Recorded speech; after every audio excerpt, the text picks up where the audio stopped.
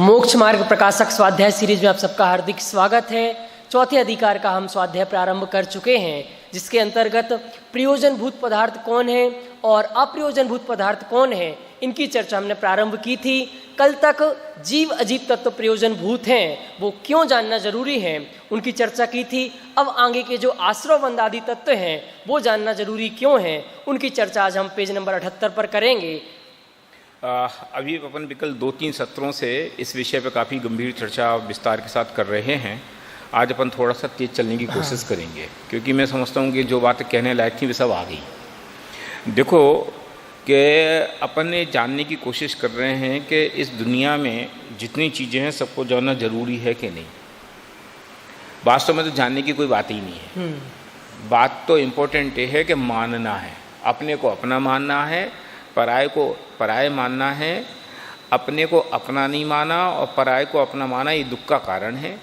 दुख से छूटना है, तो दुख से छूटना है, इसलिए अपने को अपना मानना है और पराये को पराये मानना है। मुद्दे की बात इतनी सी है।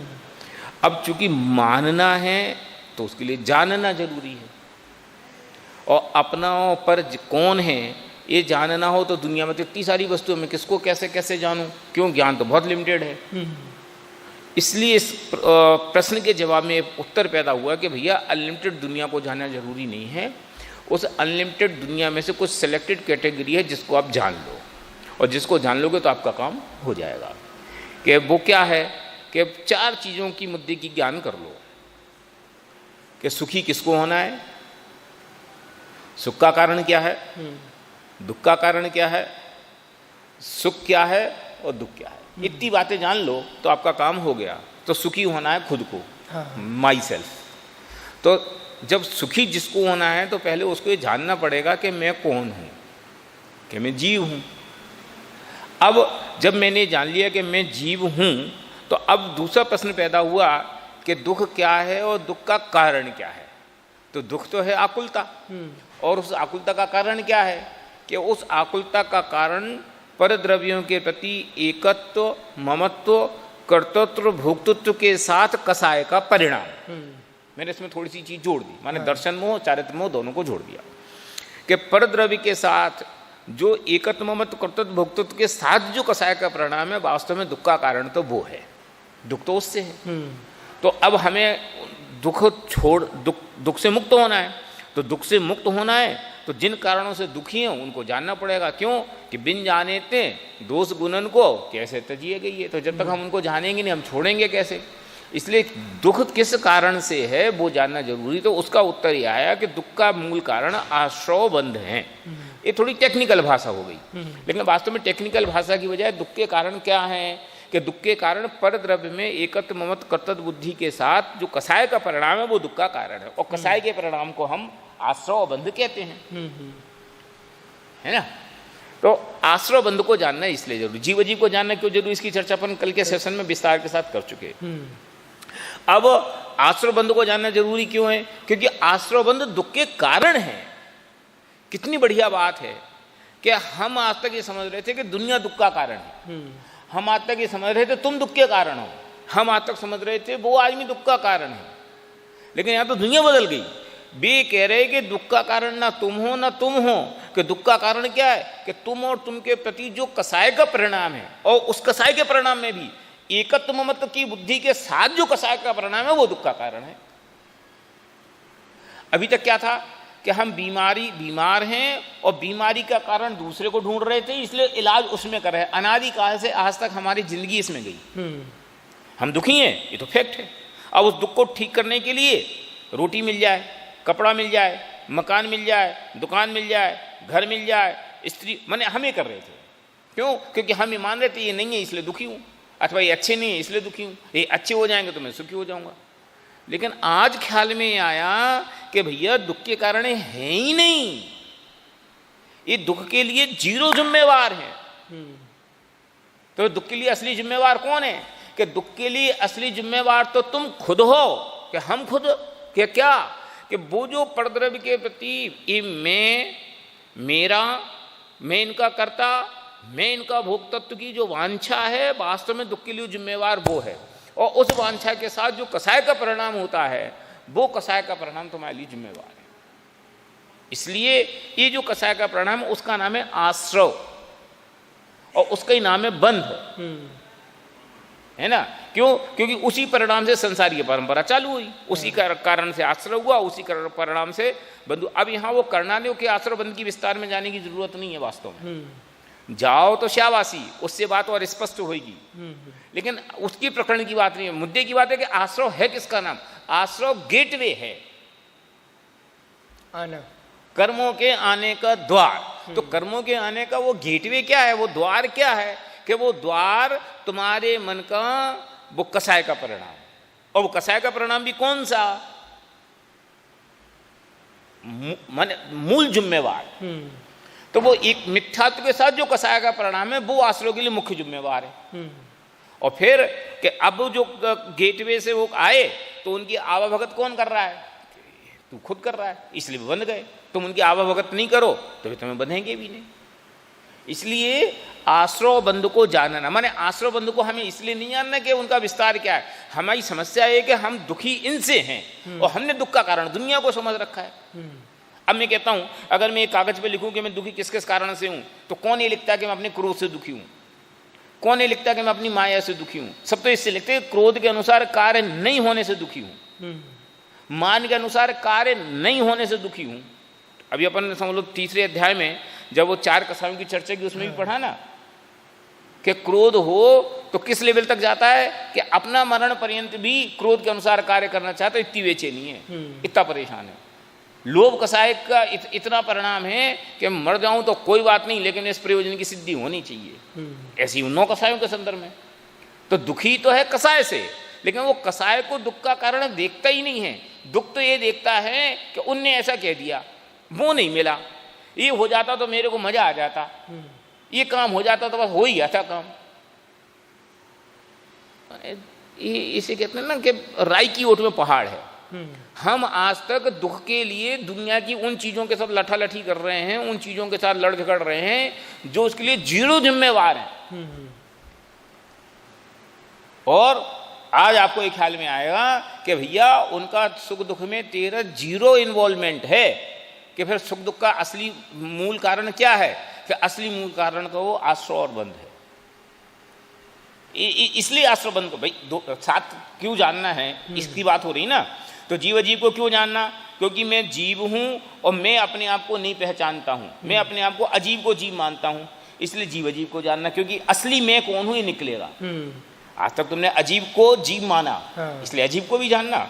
और चूंकि मुझे सुखी मुझे होना है, इसलिए मुझे तो अपने को आप जान नहीं जाना, इसलिए जीव अजीव को जानना। आश्रय बंधु को क्यों जानना? क्योंकि आश्रय बंधु को इसलिए जानना क्योंकि आश्रय बंध के कारण मैं दुखी हूं, ये दुख के कारण है। अब इतनी बात समझ में आ जाए तो आगे का पूरा पेज आपको समझ में आ जाए। अब इससे विरुद्ध कि संबर निद्रा मोक्ष को क्यों जानना? सुख के कारण, सीधी सी कि आश्रय बंध दुख के कारण है इसलिए उनको जानना, और सुख के कारण है संबर निद्रा और मोक्ष, इसलिए उनको जानना। अब जब हम समस्या क्या है, जब हम संबर निद्रा मोक्ष की बात करते हैं तो हमारे दिमाग में क्या आता है? ग्रहण, त्याग, व्रत, सील, संयम, ये सब आते हैं। वास्तव में ये तो बहिरंग स्ट्रक्चर है उनका। फिर अंतरंग स्ट्रक्चर क्या है? अपने में अपनापन,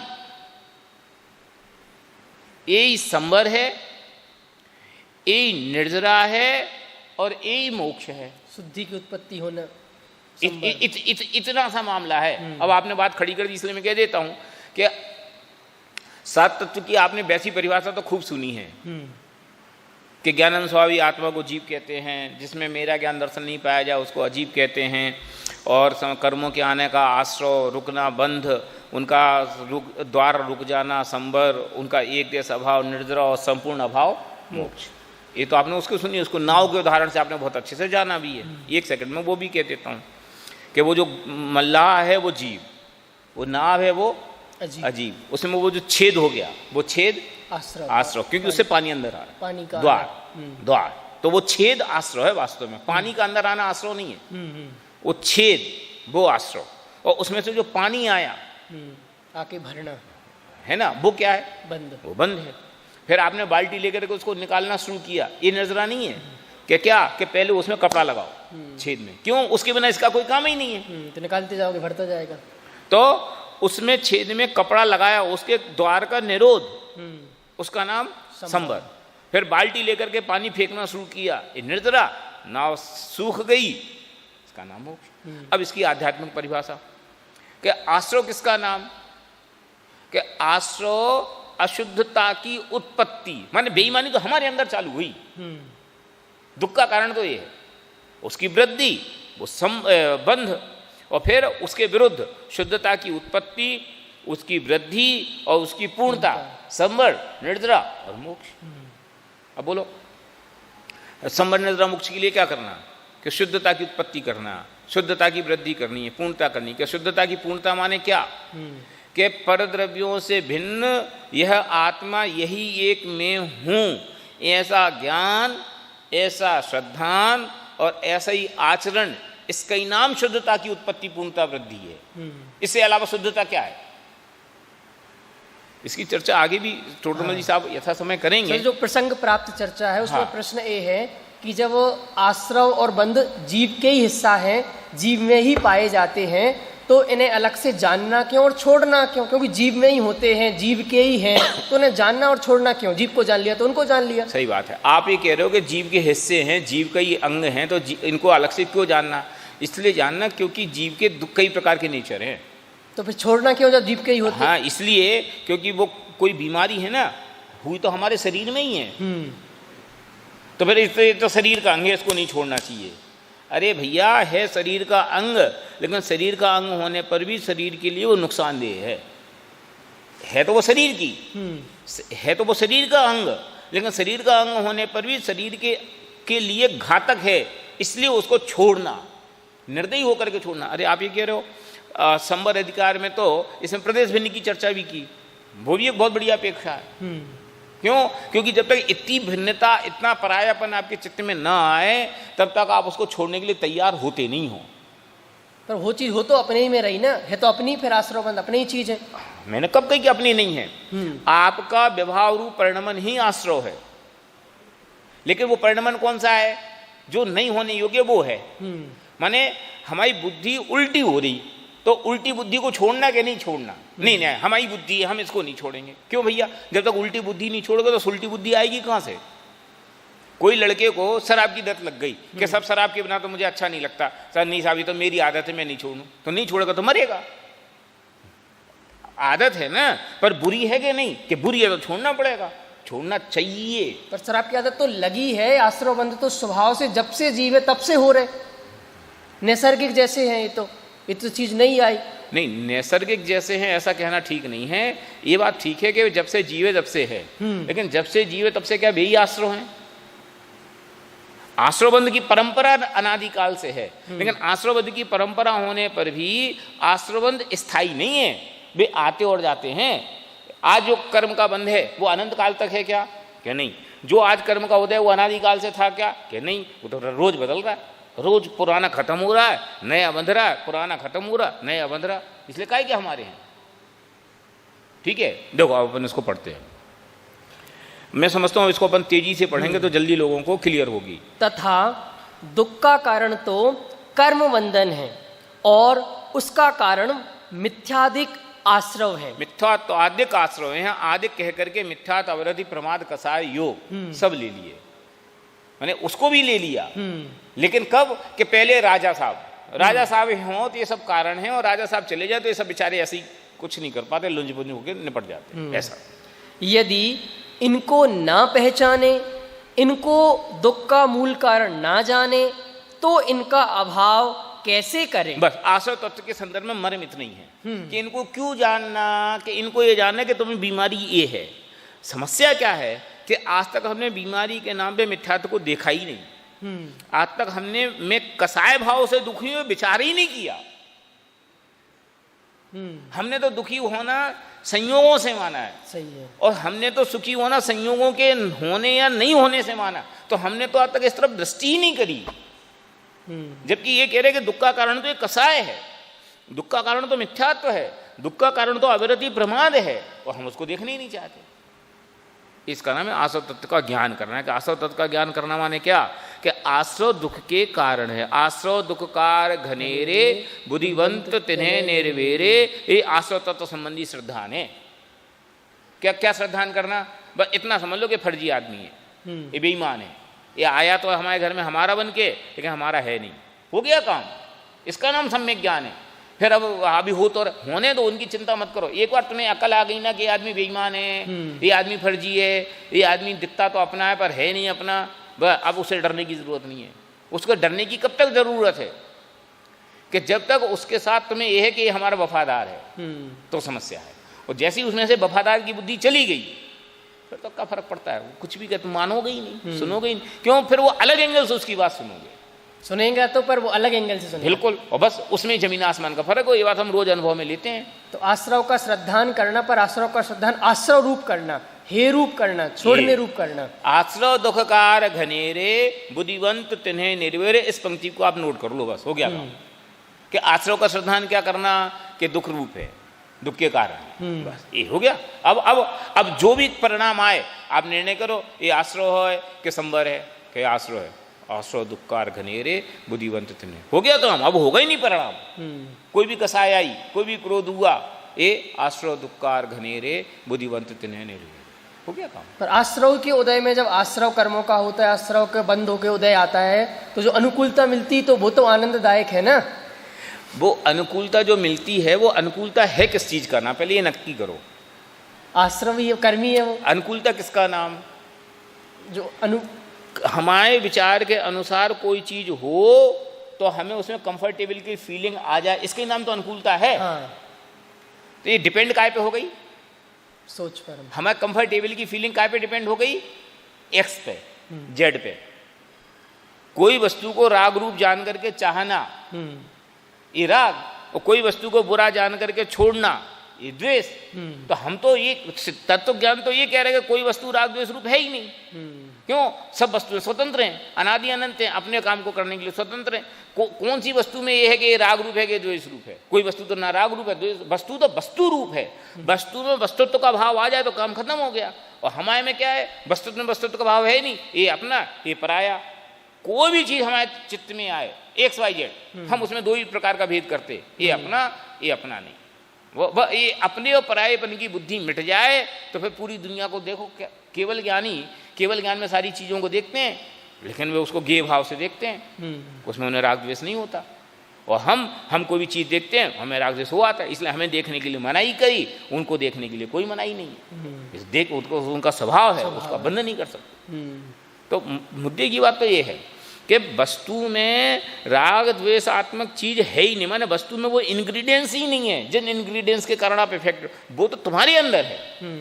तो बदलना तो तुम्हें अपना चश्मा है, तो चश्मा तुम बदलना नहीं चाहते हो, वस्तु को बदलना चाहते हो। राग द्वेष का नाम ही आश्रव है, सीधी सी बात। इसलिए उस चश्मे को उतारो। और ये राग द्वेष जो है वे दुखकार हैं। अब तुम्हें द्वेष तो कदाचित दुख रूप लगता है, लेकिन राग में तुम्हें दुख रूप लगता ही नहीं। मैंने जब चश्मा दुखदायक है, ये चीजें दुखदायक बिल्कुल नहीं। और मैं जब कसाई की चर्चा अपन कर रहे थे तो मैंने इस बात को कई बार कहा था, एक बार फिर से कह देता हूँ कि कैसी विचित्र बात है कि क्रोध में तो कसायपना हमारे चित्त में आता है। अभी मैं गुस्सा हूं ना जोर से, तो मैं भी लगे कि मैंने बुरा किया, मेरी अपनी फीलिंग भी कहती कि मैंने अच्छा नहीं किया। चार आदमी देख रहे होंगे, वे भी कहेंगे भाई साहब आपको ऐसा नहीं करना चाहिए। अब वो क्रोध छोड़ करके बाकी कोई कसाय हम करें, कौन कहता कि मैंने बुरा किया? ना मेरी फीलिंग कहती। तो हमें कसाय में बुरापना है कहाँ? हम तो पर्टिकुलर कसाय को, मैं कसाय के नाम पे क्रोध को बुरा जानते। क्रोध बुरा है, और लोभ मान, और लोभ बुरा है, और मान बुरा, और माया बुरी, और हास्य लगाओ फिर उसमें। जितना क्रोध बुरा है उतना ही लोभ बुरा है, जितना लोभ बुरा है उतना ही माया बुरी है, जितनी माया बुरी है उतने ही हास्य रति बुरे हैं। लेकिन हमें कहाँ दिखाई देते हैं? हास्य रति तो हमें बुरे दिखाई नहीं। अरे हम तो अपने भगवान को हंसमुख देखना चाहते हैं, हम क्या करें? अज्ञान तो ऐसा है, क्या करो? एक पंडित जी क्रोध नहीं करना ही समझाने आए थे, थोड़े से लिफाफा कम हो गया और थोड़ा सा मान सम्मान कम हो गया तो पूरी सभा गड़बड़ हो गई। ठीक है, जो पढ़ो अपन। और इनका अभाव कि दुख का मूल कारण ना जाने तो इनका अभाव, माने आश्रय को इसलिए जानना जरूरी है। तो जीव अजीव जान लिए, अब आश्रय को इसलिए जानना जरूरी है। और इनका अभाव नहीं करे तो कर्म बंधन कैसे नहीं हो? क्यों? कर्म बंधन का मूल कारण है। माने कर्म को इनविटेशन तुम दे रहे हो जब वे आ रहे हैं, वे अपनी मर्जी से, वे भी बहुत नखरीले हैं, वे अपनी मर्जी से नहीं आए। तुमने उनको बुलाया है, अकेला बुलाया नहीं, उनको चाय पानी पिलाया है, उनको चाय पानी दिया तो वे तुम्हारे घर में रह रहे हैं। और चाय पानी उनका बंद कर दो तो देखो तुम्हारे घर में कैसे रहते हैं। कि उनका चाय पानी क्या है? एक कसाय का परिणाम उनका चाय पानी है, बंद कर दो आप, देखो कितनी देर रहते हैं। नहीं, द्रव्य कर्म के अनुसार भाव कर्म नहीं है, भाव कर्म के अनुसार द्रव्य कर्म। बिल्कुल नहीं, इसमें आप सर्वथा एक बात नहीं पकड़ सकते हो। द्रव्य कर्म के अनुसार भाव कर्म है, अगर हम सर्वथा ये बात कहेंगे तो भी लफड़ा। क्यों? फिर द्रव्य कर्म जैसा उदय में आता है वैसे ही भाव कर्म उदय में आना चाहिए, फिर जैसा भाव कर्म आएगा वैसे ही द्रव्य कर्म देगा, तो ये अंत ही नहीं आएगा। इसलिए जैसा द्रव्य कर्म उदय में आया, नियम नहीं है कि वैसे ही भाव कर्म होगा। माने आपको 100 डिग्री का क्रोध कर्म उदय में आया तो आपको 100 डिग्री का ही क्रोध करना पड़ेगा, ये 100% जरूरी नहीं है, तो हमारे ऊपर। ठीक है। अब अगर, लेकिन अगर आपने 100 डिग्री का क्रोध किया द्रव्य, तो ये जरूरी है कि 100 डिग्री का कर्म तो पक्का बंधेगा। तो वो एग्जिट पॉइंट क्या है? एग्जिट पॉइंट वो द्रव्य कर्म नहीं है, एग्जिट पॉइंट है वो भाव कर्म। कि कोई कर्म उदय में आए और कर्म के उदय में है जीव परिणाम न करे तो वह कर्म आगामी काल में बंधन के योग्य नहीं होता। बड़े से बड़ा उदय आ जाए, हम अपने परिणामों को शांत रखें, निर्मल रखें, धैर्य रखें। अब ये तो हुई एक बात। अब वो परिणाम को शांत रखने की विधि क्या? क्योंकि हमारी समस्या क्या है कि हम जब भी इसके उपदेश देते हैं ना, और हमें कहते हैं क्रोध आता भैया शांति रखो, समता रखो, तो हम इसको समता किस विधि से रखते हैं? दूसरी चीज़ों से, कि कोई बढ़िया नहीं बुरा नहीं, हम इस एंगल से रखते। टोटमल ने जिसको कहा कि आप तो उसको द्वेष रूप बुद्धि हो गई वो तो समता रखने की विधि क्या? कि समता रखने की विधि ये है कि मैं आत्मा हूँ और ये सब आत्मा मेरी आत्मा से भिन्न वस्तुएं हैं, इनका मेरे अंदर कोई इफेक्ट आता नहीं, और जब कोई इफेक्ट आता नहीं तो मुझे इनसे डिस्टर्ब होने की ज़रूरत क्या है? अब मैं वो पेज निकाल के दिखा दूं आपको, एक सेकंड होल्ड करो। आपने प्रकरण खोल दिया तो ये 7वें अध्याय में है। ये देखो पेज नंबर 243, देखो है ना, मैं पढ़ दूं थोड़ा सा। ये आश्रय तत्व संबंधी भूल है शायद, ये आश्रय तत्व संबंधी भूल का ही विस्तार चल रहा है। नहीं, सम्यक चारित्र के अन्यथा स्वरूप के संदर्भ में ये बात चल रही है। देखो कोई कहेगा, मैं ऊपर का नहीं पढ़ता हूँ, वो आप लोग देख लेना। सम्यक दृष्टि भी तो बुरा जान के परद्रव्य का त्याग करते होंगे कि ठीक है तुमसे गुस्सा हो जाती है, हमें तुम्हारा शकल नहीं देखनी, ऐसा त्याग करते होंगे। उत्तर, सम्यक दृष्टि परद्रव्यों को बुरा नहीं जानते, अपने राग भाव को बुरा जानते हैं और राग भाव छोड़ते हैं, इसलिए उसके कारण का भी त्याग होता है। अब इंपॉर्टेंट बात, वस्तु का विचार करने पर कोई परद्रव्य तो भला बुरा है ही नहीं, और हमारी तो सारी लड़ाई इसी बात पे लगी। ये बढ़िया, ये घटिया, इसको छोड़ दो, इसको छोड़ दो। अरे वस्तु में अच्छा बुरापन देखना ही बुरा है। वस्तु में अच्छापना या बुरापना है ही नहीं, वस्तु में तो वस्तु है, वो ना अच्छी है ना बुरी है, तो फिर क्या उसमें अच्छे बुरेपन की दृष्टि ही बुरी है? इसका नाम है आश्रय तत्व का ज्ञान होना, और ये ज्ञान ना हो वो आश्रय तत्व संबंधी भूल है। चलो, इसलिए दुख ही होता है अथवा मिथ्यात्वादिक भाव हैं सो दुखमय है। अब बोलो मिथ्यात्वादिक भाव क्या है? अपन पीछे बहुत चर्चा कर चुके। मिथ्यात्व माने क्या? मिथ्यात्व है किस चीज का ना? उल्टी माने। मिथ्यात्व माने गलत सेंस, किसी भी चीज के बारे में गलत श्रद्धान, जो चीज जैसी नहीं है उसको वैसा मान लेना, ये दुख का कारण है। इस सैद्धांतिक बात में तो उसकी व्यवहारिक एप्लीकेशन भी कितनी आसान है। हम पूरी दुनिया में झगड़ा काय बात का है? कंफ्यूजन का। जो आदमी जैसा नहीं है हम उसको वैसा मान लें तो हमें दुख होता है। पत्नी जैसी नहीं है हम वैसी माने तो लड़ाई है, और जैसी है वैसी मान लो तो काय की लड़ाई। माने सारी जगह लड़ाई है, वो कंट्रोवर्सी। क्यों? कंट्रोवर्सी खत्म हो जाए तो खेल खत्म। तो सामंजस्य खड़ा हो जाता। अरे यार हम तो इतने दिन से तुम्हें ऐसे, अरे तुम समझ रहे मैं थोड़ी हूँ। 80-90% लड़ाई की जड़ में एक दूसरे के प्रति गलत समझ ही इंपॉर्टेंट है। और जब कभी वो समझौता होता तो बात निकल के आती, तो अरे यार हमने तो ऐसे सुना था, वो तो तुम्हारे बारे में ऐसा, अरे वो कह रहा था तुमने हमसे पूछी क्या? नहीं वो तो नहीं पूछी, तो आज हम तो कह रहे कि नहीं है, तो बात खत्म हो गई। ये इसका नाम है मिथ्यात्व।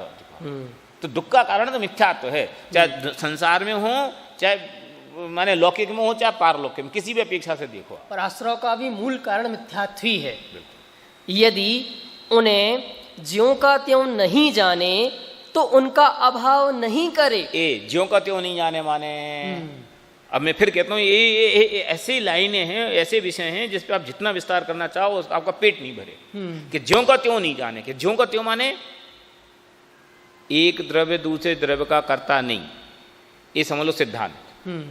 और उसका मिथ्यापना क्या, कि एक द्रव्य दूसरे द्रव्य का करता है। अब आज तक ये जीव दुखी किस बात से है, कि उसके गलत सिद्धांत से, कि एक द्रव्य दूसरे द्रव्य का करता है। अब ज्यों का त्यों माने एक द्रव्य दूसरे द्रव्य का करता नहीं है। जब तक ये नहीं मानेगा सुखी नहीं हो सकता। समस्या क्या है कि अभी तक वो सुखी होने के नाम पे, पहले संसार में था तो संसार में था तो सब विषयों को ग्रहण करता था, क्योंकि ये जानता था विषय अच्छे हैं। अब उसको कोई समझ लो थोड़ा सा वैराग्य हुआ तो इन्हें सब विषयों को छोड़ दिया। क्यों? कि विषय बुरे हैं, गंदे हैं। अरे भैया इससे क्या फर्क पड़ गया, पहले तुम विषयों को अच्छा जान करके ग्रहण करते थे, ये भी उल्टी मान्यता थी, और अब विषयों को बुरा जान करके छोड़ते हो, ये भी उल्टी मान्यता है। तो विषय तो छूट गए, लेकिन उसके छूटने का जो लाभ मिलना चाहिए वो नहीं मिला। तो फिर बुरा क्या था, कि बुरा अच्छे और बुरे की दृष्टि बुरी थी, वो दृष्टि नहीं छूटी। ये जो अभी मैंने जो प्रकरण पढ़ा ना, इसके आगे की लाइनों में यही है कि पहले तुमने वैराग्य, पहले तुम विषयों को ग्रहण करते थे क्योंकि तुम्हें ये पता था सब स्त्री पुत्र मकान जायदाद सब मेरे अपने बढ़िया हैं। और फिर अब क्या हुआ, अब तुम्हें वैराग्य आ गया तो सब ठगों की टोली है, ये सब दुक्कार घनेरे, ये सब बेईमान हैं, फर्जी हैं, नालायक हैं, मेरे दुख के कारण हैं, इसलिए छोड़ दो। तो पहले राग से ग्रहण करता था और अब द्वेष से छोड़ दिए। तो छोड़ना था राग और द्वेष, और राग द्वेष तो छोड़े नहीं, चीजें छूट गई, उनसे ही द्वेष फिर ग्रहण कर लिया। तो विषय ना अच्छे हैं ना बुरे हैं, विषय तो विषय है। उनके प्रति वो दृष्टिकोण जो है वो अच्छा बुरा है, और वो दृष्टिकोण नहीं बदलता। ये है ना कि ये ज्यों का त्यों जाने, वजन तो इस पे है। तो कि दुख का मूल कारण क्या, कि दुख का मूल कारण तो मिथ्यात्व है, दुख का मूल कारण तो अज्ञान है, दुख का मूल कारण वस्तु नहीं है, और हमारे दिमाग में घुसती नहीं। बहुत मजा आएगा, आप इसका करो विस्तार। माने इससे मैं कहता हूँ ये सब छोटी छोटी चिंगमें हैं, आप इनको चबाओ दिन भर, कि ज्यों का त्यों जाने तो उनका अभाव नहीं करे तब दुखी रहे, ज्यों का त्यों नहीं जाने तो, और इनका अभाव करना हो तो कि ज्यों का त्यों जान लो। ज्यों का त्यों जान लो माने का, अरे अभी तक मैं इसको ये मेरा है ऐसा जानकर खुश हो रहा था, कल तक मैं अब ये जान के दुखी हो रहा हूँ कि मेरा नहीं है, फेंको इसको, ना हटाओ यहाँ से, मेरा नहीं, हटाओ। अरे ना हटाना है ना रखना है, इसके प्रति जो राग द्वेष की बुद्धि उसको छोड़ना है। तो राग द्वेष की बुद्धि कैसे छोड़ी जाएगी? अब इंपॉर्टेंट मुद्दा तो यह है कि राग द्वेष की बुद्धि छोड़ी कैसे जाए, कि राग द्वेष की बुद्धि वस्तु स्वरूप के विचार से छूटी। कि वस्तु स्वरूप का विचार कैसा है, कि एक द्रव्य दूसरे द्रव्य का करता नहीं, ये वस्तु स्वरूप का विचार। अब इसको लंबा हुआ, चलो। यदि उन्हें ज्यों का त्यों नहीं जाने तो उनका अभाव नहीं करे, तब दुखी ही रहे, इसलिए आश्रव को जानना। अब आश्रव को क्यों जानना? क्योंकि मिथ्यात्व भाव है तो दुखमय है, और उन्हें ज्यों का त्यों नहीं जानेंगे तो अभाव नहीं करेंगे तो दुखी रहेंगे। अब इसको उल्टा कर दो कि सुखी होना है इसलिए इनको ज्यों का त्यों जानना है, और ज्यों का त्यों जानना है इसलिए हमें आश्रव को छोड़ना है, जानना पड़ेगा। इसलिए आश्रव को जानना। तो सात तत्व में जीव अजीव आश्रव सेम बात, बंध के संदर्भ में एक लाइन उसकी भी पढ़ लो। और छोड़ना नहीं कहा, जानना कहा, और जानोगे तो छूट जाओगे।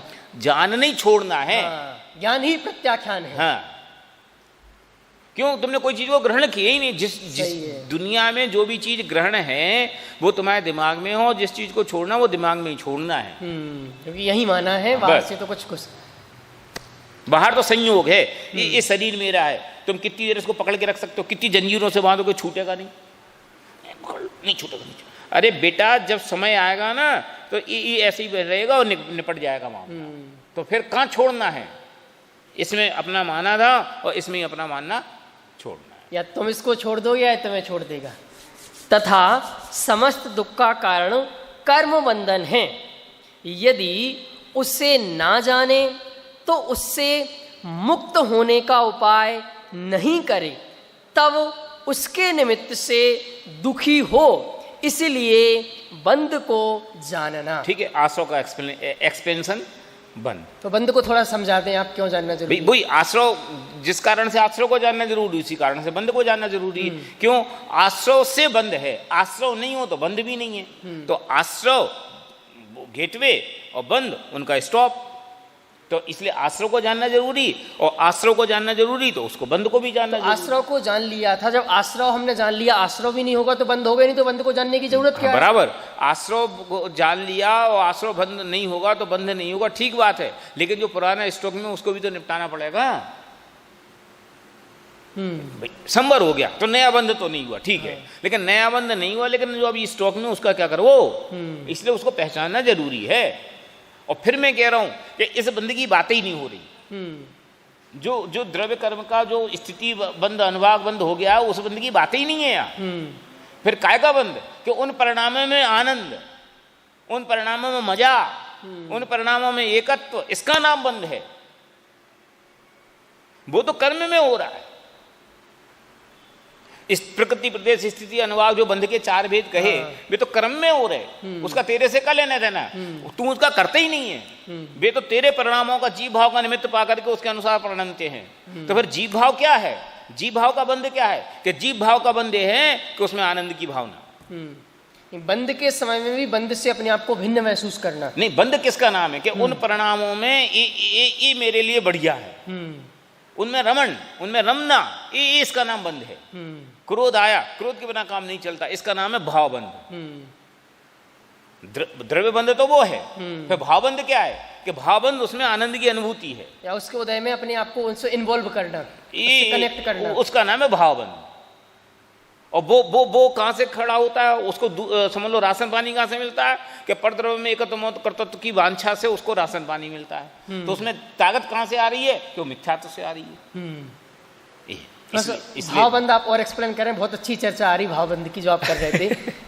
देखो ऐसा है कि हमारी समस्या क्या है कि हम जब भी बंध की चर्चा होती ना, तो बंध की चर्चा के नाम पे हमारे पास जो कर्मों के समझ लो स्थिति, प्रकृति, प्रदेश, स्थिति, अनुभाग है ना, वे ही मेरे दिमाग में हिट होते हैं।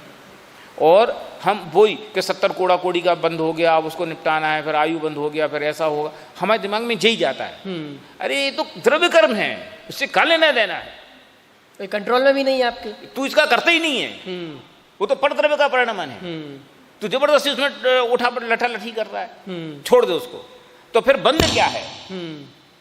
कि बंध आत्मा में जो वो कसाय का परिणाम हुआ है ना, कसाय के परिणाम को आप एक बार कदाचित आश्रव कहो, एक सेकंड, फिर उस कसाय के परिणाम में रमणता, मजा, मीठा, बढ़िया बढ़िया बढ़िया, इन्वॉल्वमेंट, ये अफेक्शन, वो है बंध। और उसको छोड़ो तो वो भी निपट जाएगा। तुम इसको छोड़ते नहीं हो, उसका ध्यान, अरे उसका ध्यान तुम रख ही नहीं सकते, तुम हो कौन उसके रखने वाले? ये इसका नाम है भावबंध। माने असली भावबंध तो ये है कि असली भावबंध क्या है? कि औदैक भावों में आनंद। असली भावबंध क्या है? कि जो उदय जन्य परिणाम हो रहे हैं, उन उदयजन्य परिणाम मान लो, समझ लो कदाचित आश्रय को आप उनको, तो उन उदयजन्य परिणामों में ग्रामेटिकल नहीं बोल रहा हूँ मैं, समझाने के एंगल से बोलो, नहीं तो आप उसको ग्रामर से मिलाने लगो तो बहुत चक्कर पड़ जाएगा। इसलिए ग्रामर की ग्रामेटिकल चर्चा तो ग्रामेटिकल ही समझना, पर एक्सप्लेनेशन के एंगल से तो कोई बात कही जा सकती है ना। तो वो भावबंध क्या है? कि भावबंध वो कर्म उदय में आया, और कर्म के उदय में आने पर उसमें ये बढ़िया नहीं, माने ये उसमें रमणता का भाव, उसमें रमने का भाव, वो रमणने का भाव, वो भाव बन गया। और वो रमने का भाव हो तो वो होता है, नहीं तो ऐसे कर्म का उदय तो किसको नहीं आया, उन्हें कर्म का उदय प्रभावित नहीं करता, क्योंकि उनको भावबंध नहीं है। द्रव्य बंध तो है, द्रव्य बंध उदय में भी आया, लेकिन द्रव्य बंध के उदय में आने पर भी उनसे कोई इफेक्ट नहीं आता। क्यों? क्योंकि उनके चित्त में भावबंध नहीं होता। तो ये भावबंध की खाद पानी कौन? भावबंध की खाद पानी वो मिथ्या है। क्यों? क्योंकि पर द्रव्य में एकत्व मत पड़ा है, इसलिए जो तुम्हें कसाय का परिणाम होता है वो कसाय के परिणाम में तुम्हें आनंद आता है। तो कसाय के परिणाम में जो आनंद की अनुभूति है वो भावबंध है। जो उदय आया उसमें किसी को अच्छा मानना, किसी को बुरा मानना, उसमें आनंद मानना, यही बंध है। तो वो है ना, उसमें आनंद, चाहे वो दुख का परिणाम हो चाहे सुख का, दोनों में। तो सुख के परिणाम में सुख रूप अनुभूति, दुख के परिणाम में दुख रूप अनुभूति। तो दोनों में अनुभूति तो रही ना, माने दोनों में अफेक्शन, दोनों में इन्वॉल्वमेंट, दोनों में घुस जाना, ये घुस जाना पना भावबंध है। मैं ये कहना चाहता हूँ। तो उससे बंधना ये बंध है, भावबंध है। ऐसा कह लो आप समझाने के एंगल से। इस प्रकार अभी हमने मैंने आप इस एंगल से इसको भावबंध को देखोगे ना तो आपको बहुत मजा आएगा। अभी तक हम भावबंध को कर्म के एंगल से देखते हैं। वो कर्म के एंगल का भावबंध तो द्रव्यबंध की बात है कि कर्म के उदय में परिणाम का होना। वो परिणाम का होना माने क्या? कि परिणाम का होना माने उसमें एकत्व आ जाना, उसमें आनंद आना, आनंद मनाना। आनंद मनाना माने उससे प्रभावित होना, इन्वॉल्व होना। इन्वॉल्व होना सही वर्ड है वास्तव में। क्यों? क्योंकि चाहे सातारूप परिणाम हो उसमें भी इन्वॉल्वमेंट, और असातारूप परिणाम हो उसमें भी इन्वॉल्वमेंट। तो ये जो इन्वॉल्वमेंट है वो भावबंध है। उससे जुड़ना, और उस भावबंध से फिर नया आश्रव, और उससे नया बंध, वो सर्किल चालू हो जाता है। इस प्रकार आश्रव और बंध क्यों जानना जरूरी है और कैसे उनका त्याग होगा, कैसे उनका छूट होगा, ये सारी चर्चा बहुत सुंदर तरीके से हमने की। अब कल संबर और निर्जरा क्यों जानना जरूरी है, इनकी चर्चा करेंगे। तब तक के लिए सभी को सादर जय जिनेन्द्र।